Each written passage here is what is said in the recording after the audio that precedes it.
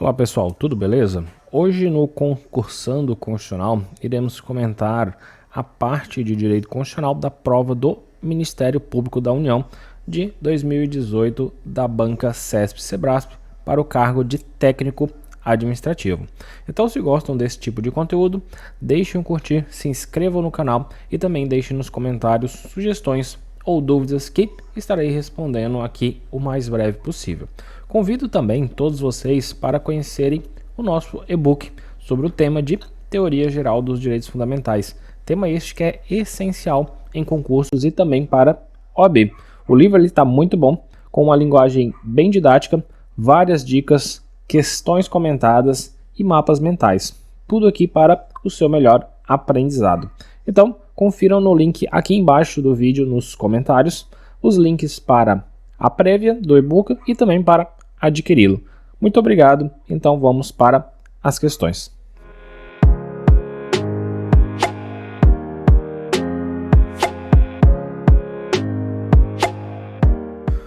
Bom pessoal, questão número 1, banca CESP-Sebrasp 2018, Ministério Público da União, técnico do MPU Administração. No que se refere aos cargos de Procurador-Geral e Procurador-Geral da República e aos membros do Ministério Público, julgue o item que se segue. O governador de estado, ele nomeia o Procurador-Geral do Ministério Público do estado com base em lista tríplice, composta por integrantes de carreira, sem a necessidade de ato de autorização da respectiva Assembleia Legislativa. Esse item está correto ou está errado. Diante da nossa Constituição, vamos ter aqui o artigo 128, parágrafo 3º, que vai falar sobre essa temática. Vamos aqui, para a nossa Constituição. Bom, então, pessoal, a gente tem aqui o artigo 128, que vai falar o seguinte: o Ministério Público ele abrange.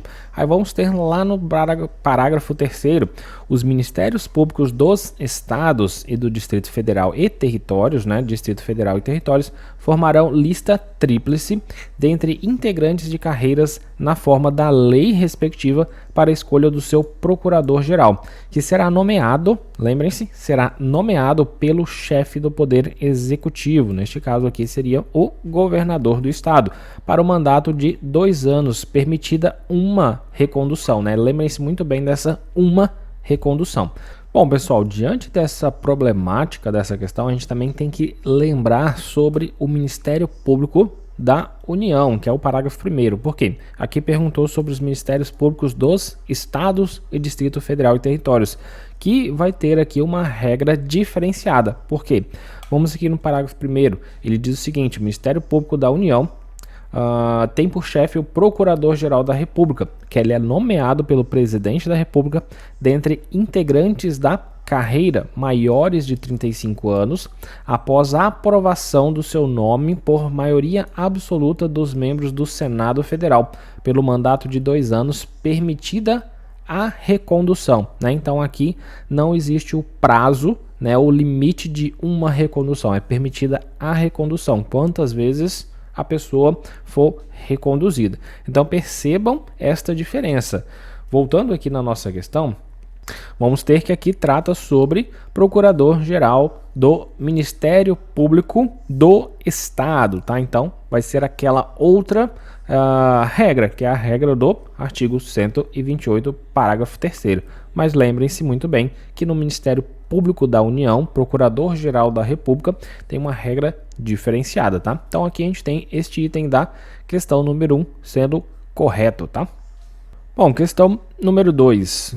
Divulgado o resultado final de um concurso público para o preenchimento de vagas em concurso público de natureza civil da Administração Direta Federal, os aprovados foram nomeados. Considerando essa situação hipotética e a legislação pertinente, julgue o item a seguir.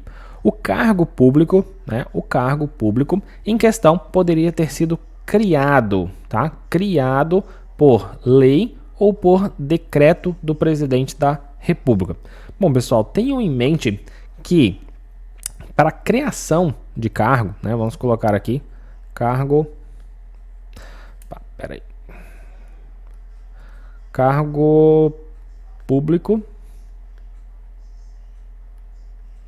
a gente vai ter aqui que ele só será criado por lei. Deixa eu só colocar lei, né? Lei. E a extinção, deixa eu arrumar isso aqui. Extinção poderá ser feito por lei ou decreto. Tá?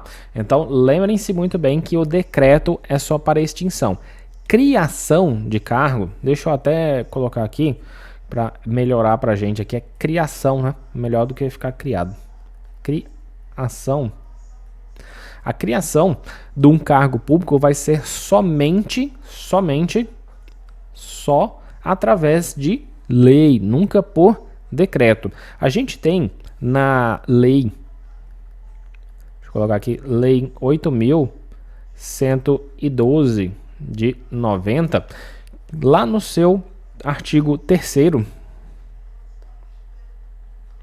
no parágrafo único, que vai dizer o seguinte, para artigo 3º, cargo público é o conjunto de atribuições e responsabilidades previstas na estrutura organizacional que devem ser cometidas a um servidor. Já no parágrafo único ele vai dizer o seguinte, os cargos públicos acessíveis a todos os brasileiros, natos e naturalizados, são criados por lei, com denominação própria e vencimento pago pelos cofres públicos para provimento em caráter efetivo ou em comissão. Então aqui, né, dentro desta lei, a 8.112 de 90, vamos ter lá no seu artigo 3º, parágrafo único, falando que, é bem claro, dizendo que os cargos públicos acessíveis a todos os brasileiros são criados por lei. Já na nossa Constituição também vamos ter alguns artigos que vão falar um pouco sobre essa matéria de criação e também extinção de cargos públicos. Primeiramente, vamos ter o artigo 61, parágrafo 1º da nossa Constituição, lá no seu inciso 2, a linha A, tá? A linha A, que vai dizer o seguinte, né? Vamos lá para a nossa Constituição. Bom, pessoal, então vamos ter aqui, né, dentro da subseção das leis, vamos ter artigo 61. A iniciativa de leis complementares e ordinárias cabe a qualquer membro da Comissão da Câmara dos Deputados, do Senado Federal, do Congresso Nacional, ao Presidente da República, ao Supremo Tribunal Federal, aos tribunais superiores, ao Procurador-Geral da República e aos cidadãos, na forma e nos casos previstos nesta Constituição. Aí vem parágrafo 1º. São de iniciativa privativa do Presidente da República as leis que 1. Fixem ou modifiquem os efetivos das Forças Armadas. Inciso 2. Disponham sobre a linha A, criação de cargos, tá? Criação de cargos, funções ou empregos públicos na administração direta e autárquica ou aumento de sua remuneração. E depois vamos ter algumas outras partes aqui falando, mas o que interessa principalmente para a gente é falar sobre essa parte, né, da criação. Então também temos aqui dentro da nossa Constituição, tá? Voltando aqui, dentro da nossa Constituição, falando sobre isso. Artigo 61, parágrafo 1º, inciso 2, a linha A da nossa Constituição. Já a questão da extinção, deixa eu colocar aqui. Vamos ter o seguinte, vamos ter lá o artigo 84, inciso 6 da nossa Constituição e as suas alíneas, né? Vamos lá dar uma olhada nesse artigo. Bom, então temos aqui artigo 84, compete privativamente ao Presidente da República, inciso 6, dispor mediante decreto sobre a organização e funcionamento da administração federal, quando não implicar aumento de despesa nem criação ou extinção de órgãos públicos. E o que interessa, extinção de funções ou cargos públicos quando vagos. Então, mediante decreto, extinção de funções ou cargos quando vagos, né? Então, pessoal, vamos ter estas observações com relação a essa parte aqui de criação e extinção de cargos. Lembrem-se que criação de cargo é só por lei, extinção por decreto ou também lei. Então aqui o gabarito da nossa questão 2, né, o item ele está errado, tá? Por quê? Aqui diz, o cargo público em questão poderia ter sido criado por lei ou por decreto, né? Ele não pode ser criado por decreto do presidente da República, beleza? Então, vamos seguindo para a questão 3. Questão 3, com base nas disposições constitucionais acerca de princípios, direitos e garantias fundamentais, julgue o item a seguir. O presidente da República, embora nomeie os ministros que compõem o STF, não interfere na função jurisdicional deste órgão. Bom, primeiramente temos que lembrar aqui o artigo 2º da nossa Constituição. O que diz o nosso artigo 2º da Constituição? Bom, aqui no artigo 2º vamos ter que são poderes da União independentes e também harmônicos entre si, o legislativo, executivo e o judiciário. Então, tendo isso em mente, mesmo que o executivo ele indique ministros para o STF, que é do judiciário, a gente tem aqui que na nossa Constituição dizem que são poderes independentes e harmônicos. Então, essa é um fato que traz a sua harmonia, né? Eles são independentes, porém harmônicos entre si. Também vamos ter, né, o artigo 84, inciso 14 da nossa Constituição, que vai falar aqui sobre a competência, né, do presidente da República. Deixa eu arrumar isso aqui. Competência do presidente da República em nomear esses ministros, que vamos ter o seguinte. Artigo 84, compete privativamente ao presidente da República. Vamos ver lá o inciso.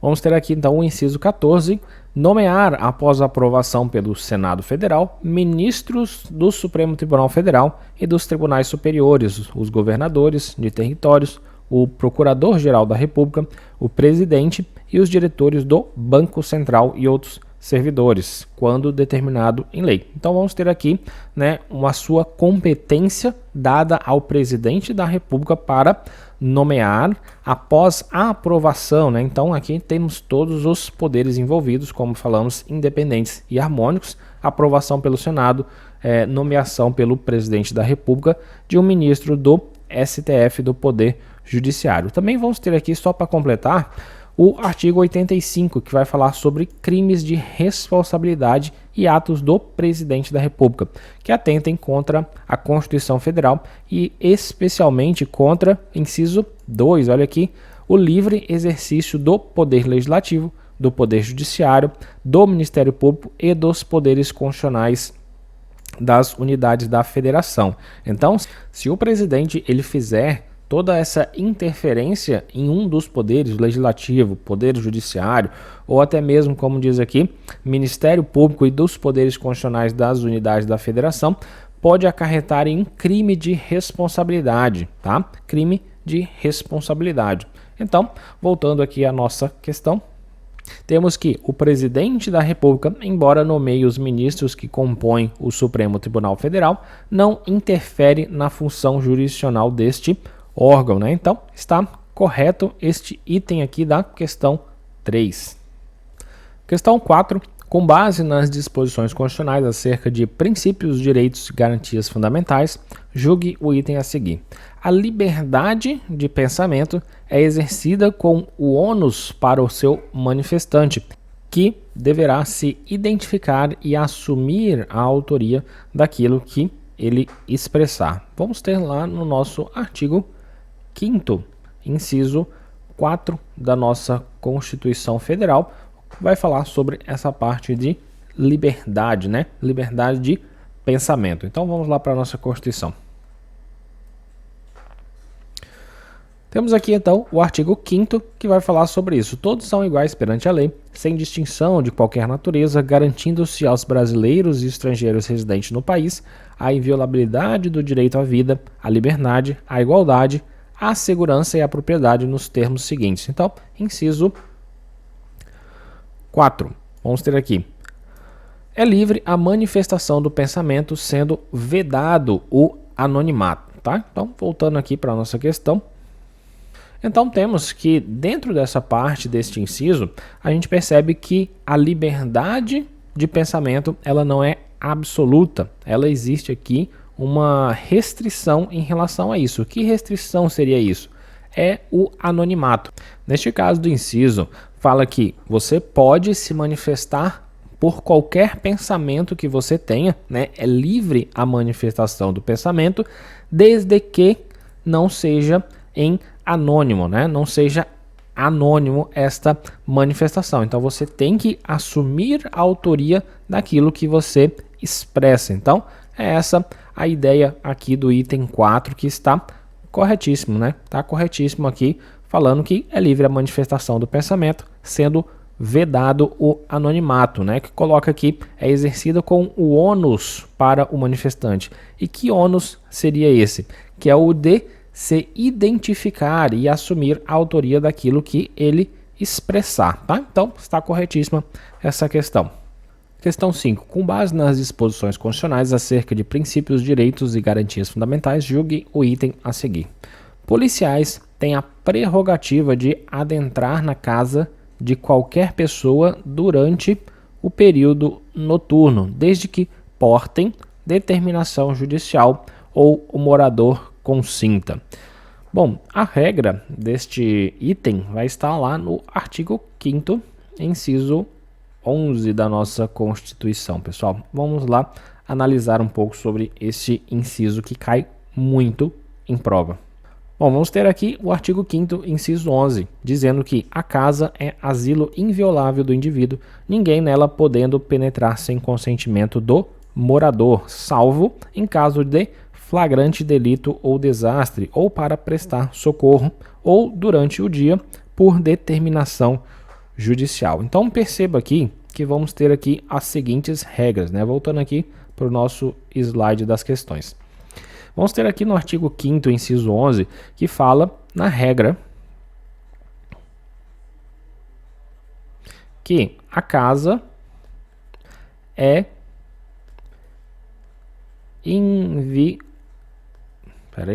inviolável, tá? Inviolável. Então, esta é a regra do artigo 5º, inciso 11 da nossa Constituição. Só que acontece que existem algumas exceções, tá? Exceções a essa regra. Vamos colocar aqui para ficar mais fácil para a gente perceber e analisar a nossa questão. Então, a gente vai ter duas exceções.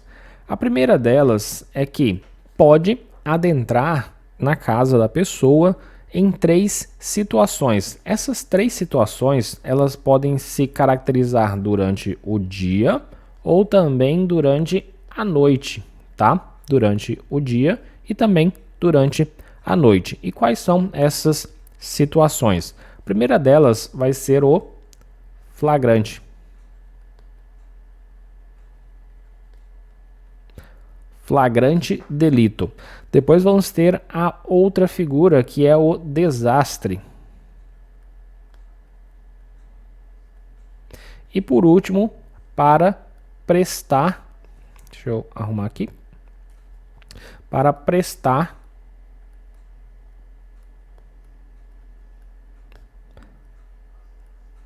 socorro. Tá? Então vamos ter essas 3 exceções, né? Essas 3 situações de exceção que vão valer tanto para o dia como para a noite. Se houver um flagrante, pode acontecer da pessoa entrar sem o consentimento do morador. Se houver um desastre, a mesma coisa, e para prestar socorro também. Só que vamos ter umas outras exceções aqui agora, só que essa exceção de cá só vai valer para o dia, que é sobre a determinação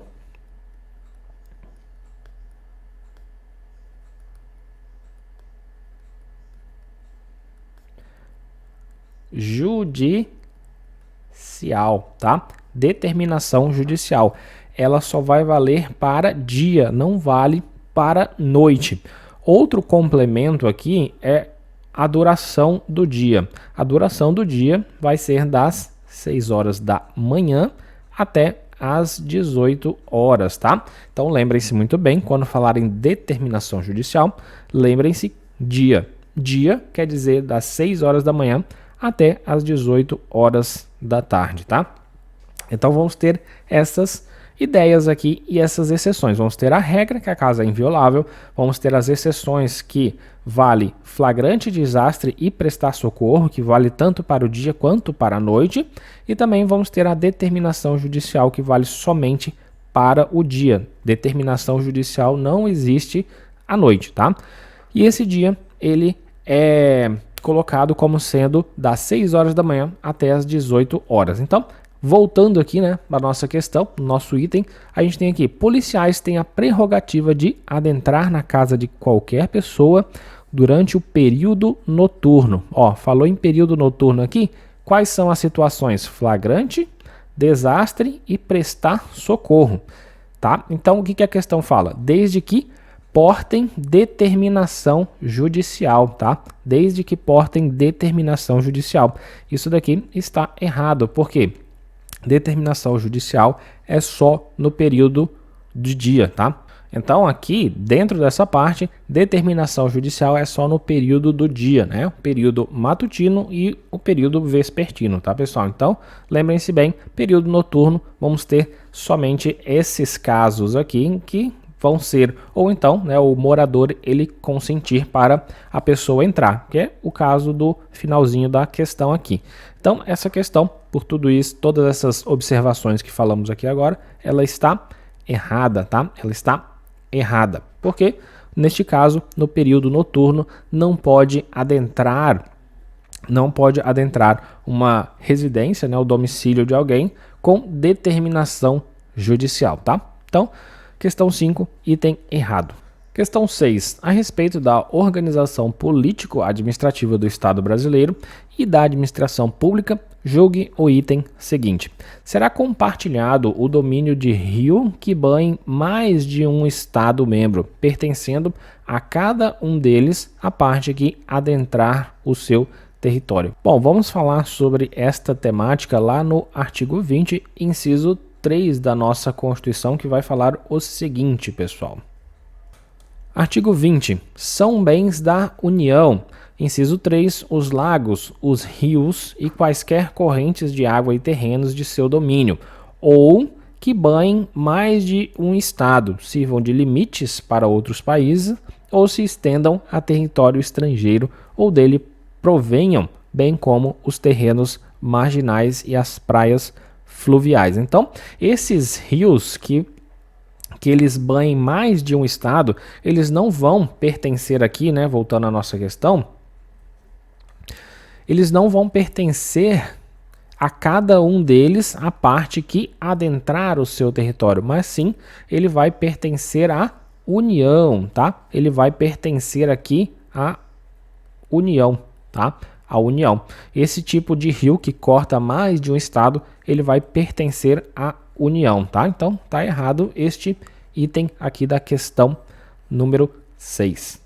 Questão 7, a respeito da organização político-administrativa do Estado brasileiro e da administração pública, julgue o item seguinte: legislar sobre a responsabilidade por dano ao meio ambiente compete concorrentemente à União, Estados e também ao Distrito Federal. Vamos ter esta matéria lá no artigo 24, no inciso 8, tá, da Constituição, que vai dizer o seguinte. Bom, vamos ter aqui então o artigo 24, compete à União, Estado e Distrito Federal legislar concorrentemente sobre. Aí vamos ter no inciso 8, responsabilidade do dano ao meio ambiente, ao consumidor, a bens e direitos de valor artístico, estético, histórico, turístico e paisagístico, tá? Então, voltando aqui para a nossa questão, legislar sobre responsabilidade por dano ao meio ambiente compete concorrentemente à União, Estados e também ao Distrito Federal. Então, temos aqui essa assertiva como correta. Pessoal, uma observação em relação a isso, lembrem-se sobre competência concorrente e competência comum, tá? Às vezes a gente pode pensar assim, neste caso aqui, responsabilidade por dano ao meio ambiente compete, né? pode existir alguma pegadinha em relação a essa questão do concorrente comum. Por exemplo, colocando aqui, compete concorrentemente à União, Estados, Distrito Federal e ele adiciona aqui municípios, tá? Municípios. Se ele fizer isso, essa questão estaria errada, porque competência concorrente não entra município, tá? Lembrem-se muito bem essa parte aqui, ó. Concorrente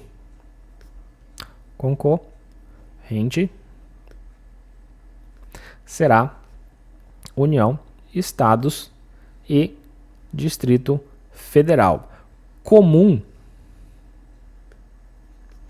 vai ser União, Estados, Distrito Federal e municípios. Lembrem-se desse comum, ó, o M de município, tá? Lembrem-se, comum termina com M e lembrem-se de município. Concorrente não termina com M, a gente vai ter somente os outros três, União, Estados e Distrito Federal. Lembre-se, é um mnemônico até fácil, né, para a gente lembrar às vezes quando a gente está em dúvida em relação à questão dessa, se eles colocarem, né, este erro aí, competência concorrente, União, Estado, Distrito Federal, município, você já, opa, tá errado aqui. Somente existe competência concorrente de União, Estados e Distrito Federal. Quando coloca municípios, se fala em competência comum, tá, pessoal? Então, só relembrando aqui a nossa questão 7, o gabarito é correto, né? Item correto. Questão 8. A respeito da organização político-administrativa do Estado brasileiro e da administração pública, julgue o item seguinte. Caso não exista lei federal que disponha normas gerais relativas à tecnologia, os estados poderão exercer a competência legislativa plena necessária ao atendimento de suas peculiaridades. Então aqui a gente vai falar sobre o artigo 24 e seus parágrafos, né? Mais especificamente o parágrafo 3º aqui neste caso, tá? Da Constituição Federal. Bom, então vamos lá na nossa Constituição analisar esta questão. Vamos ter aqui artigo 24, compete à União, aos Estados e também ao Distrito Federal legislar concorrentemente sobre, vamos ter aqui, né, a parte que fala, né, da questão sobre tecnologia, vamos ter aqui no inciso 9, que vai falar educação, cultura, ensino, desporto, tecnologia, pesquisa, ciência, desenvolvimento e inovação. E o que interessa mais ainda para a gente é o finalzinho aqui nos seus parágrafos, que vai falar: inexistindo lei federal sobre normas gerais, os estados eles exercerão a competência legislativa plena para atender aqui às suas peculiaridades. Pessoal, algumas observações em relação a esse artigo, né, a esses parágrafos desse artigo que cai muito também em prova de concurso. Por quê?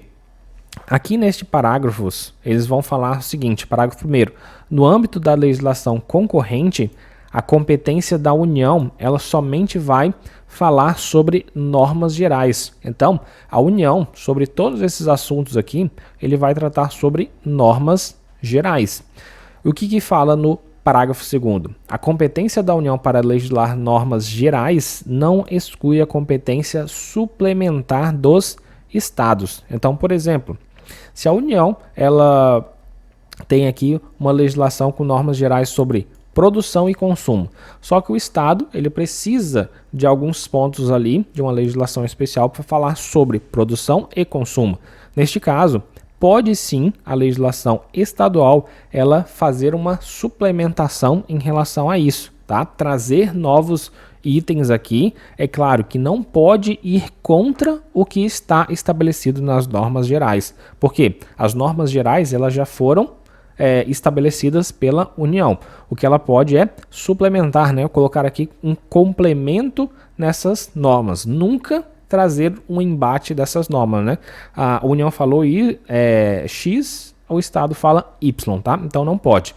Inclusive, o que a gente já falou para a nossa questão, parágrafo 3º, se não existir essa lei federal sobre normas gerais, os Estados eles podem aqui, neste caso, exercer uma competência legislativa plena para atender às suas peculiaridades.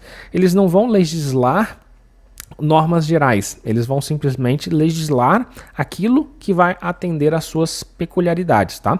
Eles não vão fazer normas gerais. E por último, a superveniência da lei federal sobre normas gerais, ela suspende, tá? Gravem muito bem essa parte de suspende a eficácia da lei estadual no que lhe for contrário.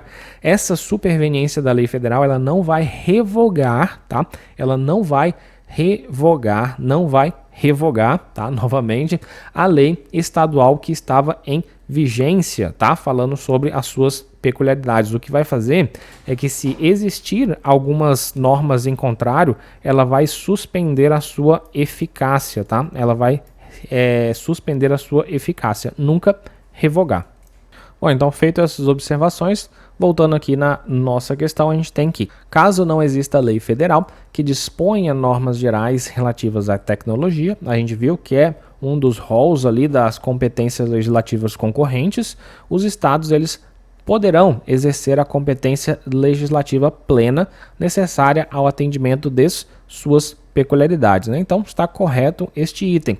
Lembrando, né, se houver uma superveniência de uma lei federal tratando sobre a mesma temática, vai ocorrer aqui uma suspensão, tá? Suspensão da lei estadual no que for conflitante com a lei federal. Não vai haver aqui uma revogação.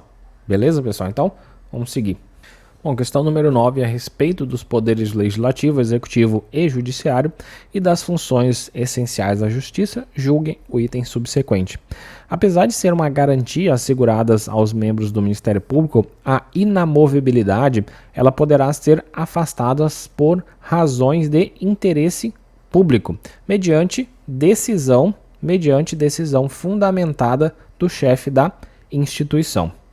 Então, sobre essa parte de garantia, né, assegurada aos membros do Ministério Público, vamos ter a inamovibilidade, que vai estar lá no artigo 128, parágrafo 5º da nossa Constituição, nos inciso 1, a linha B, que vai dizer o seguinte. Vamos ter então aqui, parágrafo 5º, leis complementares da União e dos Estados, cuja iniciativa é facultada aos respectivos procuradores gerais, estabelecerão a organização, as atribuições e o estatuto de cada Ministério Público, observadas relativamente a seus membros.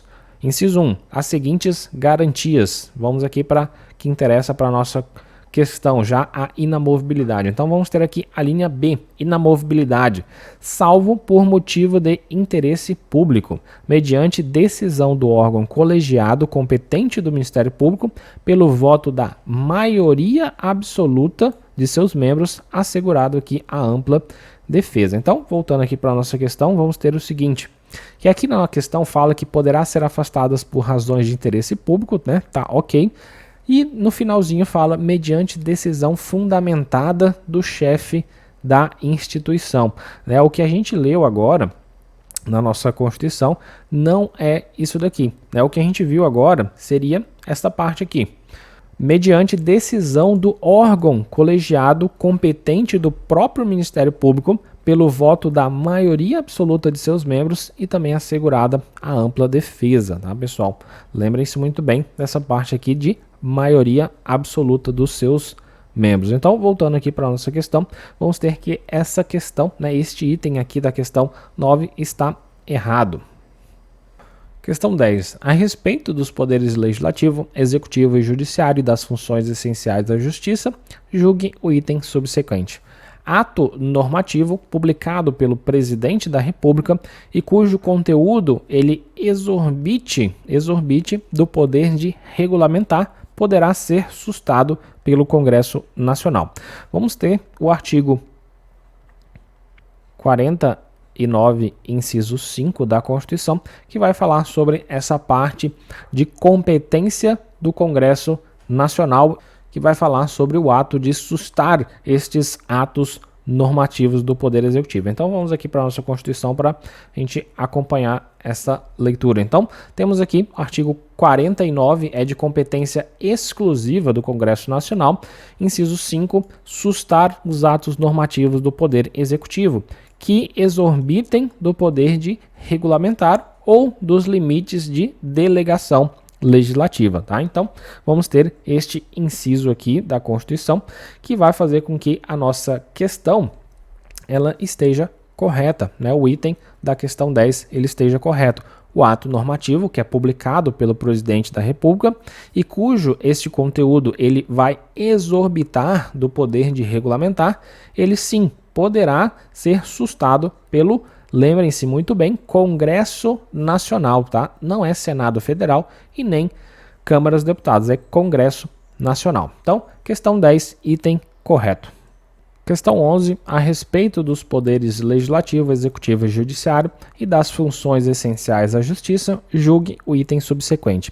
Infração penal comum cometida por desembargador do Tribunal Regional Federal será julgado originariamente pelo Supremo Tribunal Federal.